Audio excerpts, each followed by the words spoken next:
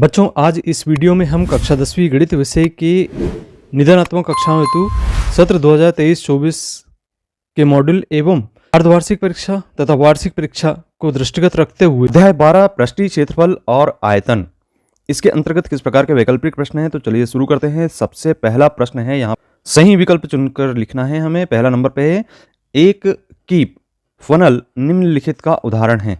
तो बच्चों, जैसा कि हम जानते हैं कि जो फनल होती है कुछ इस प्रकार की आकृति होती है, आपने देखा होगा, और इस तरीके से ये इस तरीके की कुछ आकृति होती है। शंकु का छिन्नक और बेलन के नुमा की एक आकृति होगी। इसके बाद हम देख रहे हैं दूसरा प्रश्न, जिसमें यदि पानी से पूरे भरे हुए ग्लास 5 सेंटीमीटर की ऊंचाई 6 सेंटीमीटर ऊंचाई वाले एक बेलनाकार कप में त्रिज्या 2.1 सेंटीमीटर का एक कंचा डाला जाता है, तो बेलनाकार कप में कितना पानी बाहर आएगा। बच्चों, यहाँ पे हमें गोले का आयतन ज्ञात करना होगा, जिसका सूत्र होता है 4/3 पाई आर की घात 3। तो 4/3 गुणित पाई 22/7 लिखेंगे, और इस तरीके से आर का मान जैसा कि आप देख रहे हैं 21 2.1 अर्थात 21/10 लिखेंगे। इसको हमें 3 बार लिखना होगा, तो ये 3 बार हमने लिख दिए। और इसके बाद देख रहे हैं हम 7 या 21 होता है, और 3 से 3 कैंसिल कर देते हैं, और यहाँ हमें प्राप्त होता है 4 × 22 × 21 × 21। और यदि हम इसका गुणा करते हैं आपस में तो 38,808 प्राप्त होता है। अब बटे इसमें हम करते हैं 1000, और जैसे ही हम करते हैं तो 38.8 घन सेंटीमीटर इसका आयतन हमें प्राप्त हो जाता है। तो बच्चों, यहाँ पे पहला जो ऑप्शन है वो बिल्कुल सही होगा। बच्चों, यहाँ पे हम प्रश्न क्रमांक 2 देख रहे हैं, रिक्त स्थान की पूर्ति करने वाले प्रश्न हैं, जिसमें आप देख रहे हैं कि पहला प्रश्न दिया गया है, एक किनारे पर बेलनाकार बनाई गई पेंसिल और शंकु, यहाँ आएगा आंसर में बेलन। इसके बाद अगला प्रश्न है, यदि आर एवं एल क्रमशः शंकु के आधार की त्रिज्या और शंकु के त्रिज्या को चाहिए, तो शंकु का वक्र पृष्ठ होता है पाई आर एल के बराबर। चलिए अब तीसरा प्रश्न देखते हैं, जिसमें आपको सही जोड़ी बनानी है। यहाँ पे एक कीप फनल संयोजन, तो कीप फनल संयोजन का हम देखते हैं कि इससे एक शंकु के छिन्नक और एक बेलन का संयोजन है। एक सुराही संयोजन, सुराही आपने देखा होगा, तो सुराही का जो संयोजन है वह आपको दिखाई देगा इस तरीके का कुछ ऑप्शन, एक गोले और एक बेलन का संयोजन। एक साहुल भौरा जो होता है वह संयोजन होता है, तो एक अर्धगोला होता है उसमें और एक शंकु होता है, तो ये इसके साथ हम दा को जोड़ देंगे। इसके बाद हम देख रहे हैं कि एक गिल्ली का संयोजन होता है, आपने गिल्ली देखा है, गिल्ली डंडा खेलते हैं, तो उस स्थिति में यहाँ पे जो संयोजन है 2 शंकु और 1 बेलन का संयोजन होता है।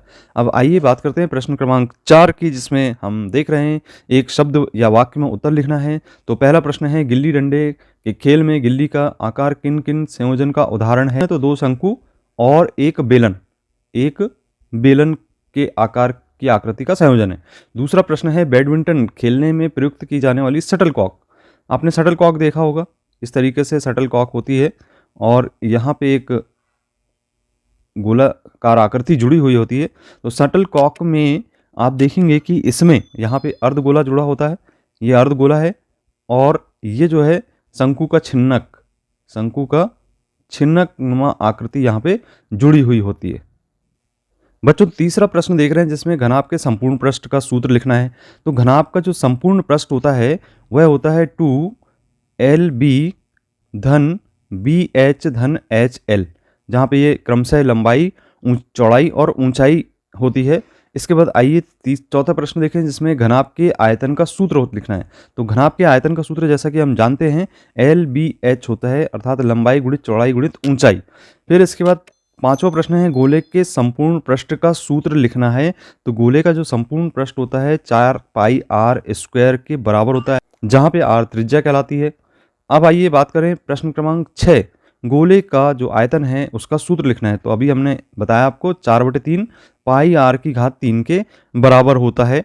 इसके बाद आइए अर्धगोले का वक्र पृष्ठ, प्रश्न क्रमांक 7 में देख रहे हैं। अर्धगोले का जो वक्र पृष्ठ है उसका सूत्र होता है 2 पाई आर की घात 2। आठवां प्रश्न है, जिसमें अर्धगोले का संपूर्ण पृष्ठ होता है 3 पाई आर स्क्वायर। इसके बाद 9वां प्रश्न देख रहे हैं हम, यहाँ पे अर्धगोले के आयतन का सूत्र होता है। तो गोले के आयतन का सूत्र 4/3 पाई आर क्यू होता है, तो यहाँ पे 2/3 पाई आर क्यू के बराबर इसका अर्धगोले का आयतन होता है। इसके बाद 10वें प्रश्न में बेलन के वक्र पृष्ठ का सूत्र लिखना है। तो वक्र पृष्ठ बराबर होता है, बेलन का वक्र पृष्ठ बराबर 2 पाई आर एच होता है। और इसके बाद यदि संपूर्ण पृष्ठ की बात करें तो 2 पाई आर 2 पाई आर और कोष्टक में r धन h होता है। इसके बाद आप देखते हैं बेलन के आयतन का सूत्र 12वें नंबर पे दिया गया है। तो बेलन का जो आयतन होता है पाई आर स्क्वायर h के बराबर होता है आयतन का सूत्र। इसके बाद शंकु के वक्र पृष्ठ की बात करें तो शंकु का वक्र पृष्ठ का सूत्र होता है पाई आर एल, और यदि संपूर्ण पृष्ठ की बात करते हैं तो पाई आर धन एल होता है। अगले ही प्रश्न में पाई आर धन एल, और शंकु का आयतन का सूत्र होता है 1/3 पाई आर स्क्वायर एच। तो ये शंकु के पर आधारित प्रश्न के आंसर थे। इसके बाद प्रश्न क्रमांक 5 जिसमें सत्य एवं असत्य लिखना है। पहला प्रश्न है, एक किनारे पर बेलनाकार बनाई गई पेंसिल और शंकु एक बेलन का संयोजन है। तो यह कथन बिल्कुल सत्य है। आपने पेंसिल देखा है तो एक किनारे पर आपको शंकुनुमा आकृति दिखती है जहाँ पे आप नुकीला भाग देखते हैं। दूसरा प्रश्न है, एक की फनल शंकु एवं एक बेलन का संयोजन है। तो यहाँ पे चूंकि शंकु का नहीं छिन्नक का संयोजन है तो यहाँ पे हम लिखेंगे असत्य कथन है। इसके बाद तीसरा प्रश्न है जिसमें अर्धगोले का संपूर्ण पृष्ठ 3 पाई आर स्क्वायर होता है।